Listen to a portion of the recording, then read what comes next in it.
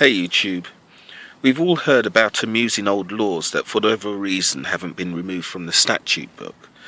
I believe in Maryland I can't take a lion into the movies, whilst an AK-47 would be fine. Or in Oklahoma, I'm prohibited from having my donkey fall asleep in my bathtub after 7 o'clock. But not all of these old regulations have the effect of making you laugh. Some have very serious consequences.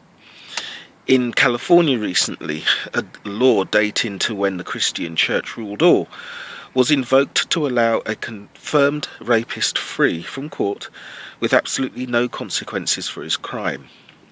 This, in quotes, man had pretended to be his partner's victim in the dark while she was drunk after he'd broken into her house. There was no question as to his guilt, and all the evidence supported an open and shut case. But there was no struggle, and his victim was unmarried. If she had been married, however, the rapist would be in jail now. The law wasn't there to protect the woman's right to control her body, but to protect the property of her husband. Therefore, no husband, no crime. But if the biblical literalists had their way, they would force her to marry him too. Just check out Deuteronomy to confirm that. The South American Catholic Church excommunicated and therefore condemned to eternal hell a 12-year-old girl, her mother and medical doctors when the child had a termination after being repeatedly raped by her stepfather. The man was absolved of his sin by the church and, according to their theology, will sit with Christ in heaven whilst his victims burn. Unfortunately, there are too many awful examples of religious biblical disregard for anyone other than apparently pious men. But whilst claiming moral superiority to over 99.8% of the world's population, our favourite cult shows itself to be no better, and in some ways worse than the world they despise. That huge award in favour of Candice Conti against the Jehovah's Witness was a warning from secular society that their Bronze Age, 1st century biblical attitudes are no longer acceptable and must stop. Children are not property to be sacrificed.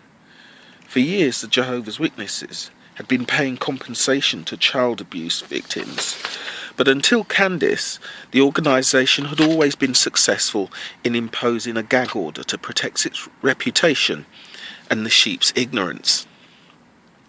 But any humane and loving group would do everything in its power to protect the most vulnerable, not just shut them up. They would make change to reach up to secular standards. That is the mark of a moral and decent group. So just how moral are the governing body? I've seen a copy of a letter that the Christian Congregation of Jehovah's Witnesses sent to its elders dated the 1st of October 2012. I was hoping the cult would bring itself into the 21st century in its commitment to child safety after Candice.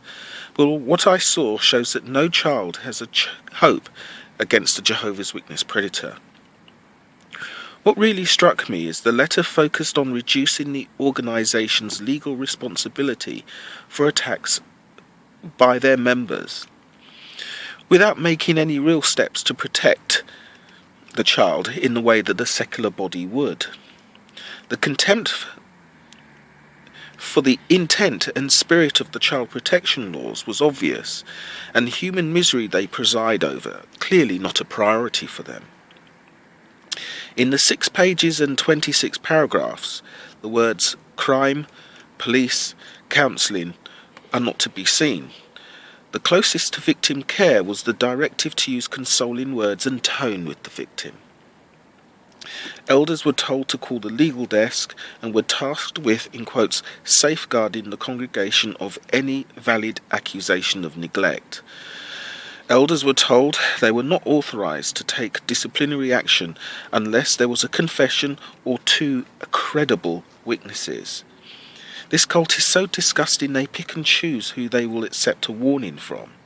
It's the service desk and not the authorities that decide who is dangerous and who is a molester. Their letter made me angry because action against the, in quotes, sinner rather than criminal is dependent on whether he has a fine testimony from people on the outside. I kid you not. It tells elders who should visit and recruit known outside paedophiles into the congregation, and the circumstances in which elders can inform parents. This disgusting letter reconfirms Silencia, I don't know how to say your name, advice to everyone exposed to Jehovah's Witness mendacity: protect your child, go straight to the police. This disgusting letter shows they care nothing for your child or your safety. It's all about their cult.